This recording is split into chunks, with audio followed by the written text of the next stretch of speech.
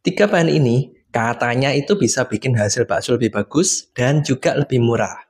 Padahal seiring berjalannya waktu, tiga bahan tadi itu malah justru ditinggalkan oleh para produsen bakso. Nah, hari ini kita akan bahas tentang tiga bahan ini yang dulu sangat populer, digadang-gadang bisa membuat hasil yang lebih bagus dan lebih murah, tapi faktanya, apa benar ya seperti itu? Tiga bahan yang akan kita bahas hari ini sebenarnya adalah jawaban dari pertanyaan yang masuk ke channel YouTube saya HM Prasaja, di mana ada yang menanyakan tentang penjelasan tiga bahan ini. Oke, apa saja? Yang pertama adalah yang namanya TVP, di mana TVP ini kalau dulu nih itu banyak sekali digunakan untuk membuat hasil bakso yang lebih murah harganya. Kenapa kok saya bilang dulu? Karena faktanya sekarang itu sangat jarang sekali orang-orang yang menggunakan TVP untuk membuat bakso lebih murah. Nah, kalau kita tanya TVP sendiri itu apa? Sebenarnya TVP itu adalah turunan dari protein nabati, biasanya terbuat dari kedelai. Jadi kalau kita ngomong protein kedelai, itu ada ISP, terus ada yang bawah lagi, itu TVP. Harga TVP itu sangat murah sekali, dan cara pemakaiannya itu dengan direndam di air. Nah, kenapa kok saya katakan dulu populer, tapi sekarang enggak? Karena jawabannya, dulu memang harganya murah, sampai sekarang pun TVP murah, apalagi kalau kita bandingkan dengan ISP, tapi hasil yang didapat dan biayanya itu tidak sebanding. Nah, kalau saya ngomong tentang biaya, seharusnya Anda paham, ada namanya harga, ada juga namanya biaya. Dimana yang penting kalau kita ngomong bakso yang murah, yang hemat, tentu dari biaya. TVP harganya memang murah, direndam dengan air sehingga biayanya kelihatan lebih murah, tapi secara performa hasil kekenyalan itu nggak bagus.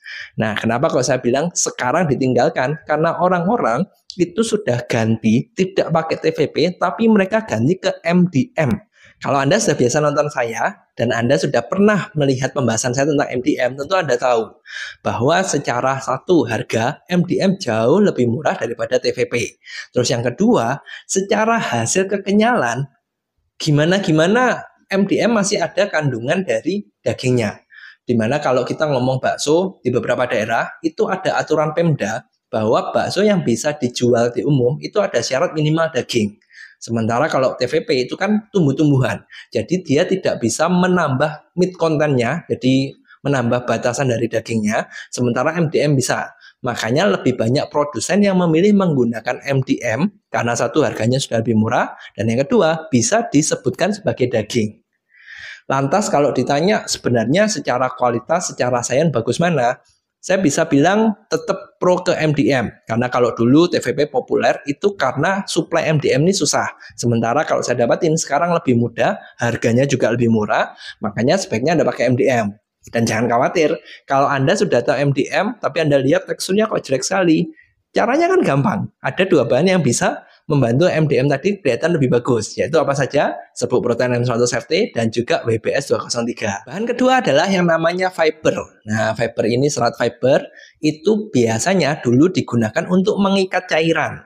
Sampai sekarang serat fiber masih ada yang jual cukup banyak, seharusnya Anda juga tidak kesulitan kalau mau pakai. Masalahnya, kenapa kok banyak produsen bakso tidak pakai fiber? Alasannya ada dua. Yang pertama, harga fiber sendiri cukup mahal, sehingga ya bisa dibilang secara kantong tidak efisien. Terus yang kedua, secara fungsi dia kan mengikat cairan. Masalahnya, jenis produk lain yang memiliki fungsi yang mirip dengan fiber itu alternatifnya banyak. Contohnya ada karagenan kayak di 02. Terus Anda juga bisa pakai M100FT yang sudah kita bahas tadi. Sehingga secara alternatif ada saingannya cukup banyak, terus secara harga tidak lebih ekonomis, makanya fiber ini banyak ditinggalkan. Apakah 100% ditinggalkan? Tentu tidak. Masih ada beberapa produsen yang pakai, tapi Anda juga harus ingat lagi, selain masalah harga, penggunaan fiber itu cukup susah. Kenapa? Karena gini, fiber sifatnya sangat ringan sekali, sehingga pemakaiannya kan sedikit. Ini sudah satu, agak susah untuk makainya. Dan yang kedua, karena dia ringan, biasanya dia gampang terbang. Sehingga kalau sudah terbang, pemakaiannya jadi dirasa tidak efisien. Nah, fiber sendiri sebenarnya kalau kita pakai untuk bakso bisa, tapi tidak seefisien bahan yang lain. Kalau saya akan menggunakan fiber itu untuk nugget. Kenapa? Karena kalau kita ngomong tekstur, jadi bakso, sosis, nugget itu kan secara tekstur itu kan beda. Fiber itu dia mengikat cairan dan dia akan membentuk semacam serat. Dimana kalau serat ini lebih cocok ke nugget. Kenapa kok saya ngomong tidak ke bakso. Kan bakso ada yang berserat seperti bakso urat. Teksturnya berbeda. Sehingga kalau Anda mau menggunakan fiber menggantikan urat, jawabannya juga nggak bisa. Makanya kalau produsen bakso, tidak banyak yang pakai fiber karena mereka memilih alternatif lain seperti karagenan atau M100FT yang bisa lebih mudah dipakai dan secara harga juga lebih ekonomis seharusnya. Ketiga terakhir adalah modified start atau tepung modifikasi, di mana ini mungkin ya tidak cukup populer karena kebanyakan orang taunya cuma tepung yang natif seperti tapioka, sagu, dan lain-lain. Sebenarnya ada yang tepung modified, di mana ini struktur kimianya, rantai kimianya dari tepung tadi itu sudah direaksikan sehingga berbeda. Seharusnya hasilnya lebih bagus, tapi tentu harga juga lebih mahal. Nah, kalau kita ngomong di pembuatan bakso, kenapa kok jarang orang pakai modified start? Karena secara fungsi dari tujuan awalnya tepung ini dimodifikasi itu tidak cukup relevan di bakso. Yang relevan biasanya adalah di makanan-makanan kaleng. Seperti misalkan Anda tahu ham, terus luncheon, terus misalkan sosis kalengan. Nah, ini perlu tepung modifikasi. Kenapa? Karena salah satu hal yang paling berbeda, yang paling bisa dibilang benefit dari menggunakan modified starch itu adalah ketahanan suhu. Proses memasak bakso itu kan cuma direbus. Kalau kita lebih dari 85 biasanya sudah 90 ke atas airnya, itu kan baksonya pecah.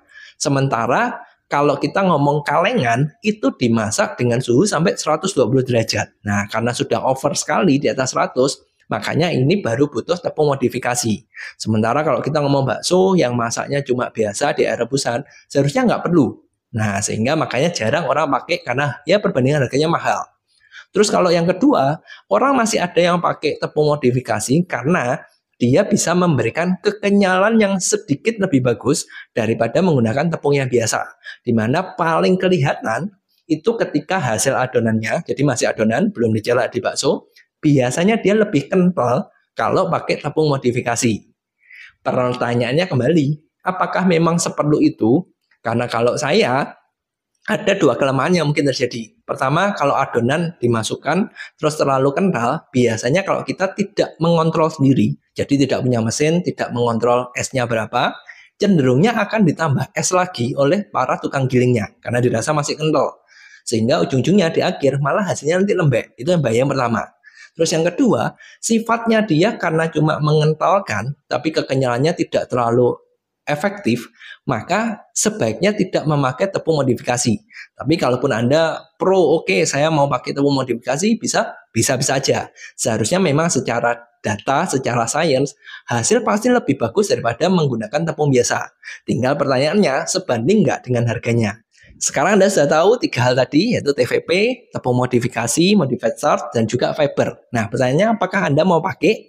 Kembali, tergantung ke Anda. Anda mau pakai pun bisa. Sebenarnya bahan-bahan tadi dan bahan-bahan yang lain yang mungkin saya nggak bahas, itu memang memiliki fungsi-fungsi yang bisa dipakai untuk aneka olahan daging, seperti bakso, sosis, nugget, dan sebagainya. Tinggal pertanyaannya, resep Anda itu butuh nggak bahan-bahan tadi? Jadi jangan sampai karena ada cuma cerita, kira-kira bahan ini bagus, Anda langsung pakai, padahal belum tentu cocok. Dimana kalau Anda mau tahu cocoknya kapan? Nah, ini tergantung resep Anda seperti gimana. Problem Anda kalau giling bakso apa, baru di sana ditentukan bahan-bahan yang tepat apa.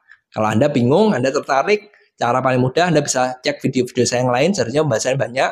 Cara lebih instan lagi, konsultasi saja. Saya menyiapkan tim yang seharusnya bisa membantu Anda, dan nomornya saya taruh di deskripsi ya.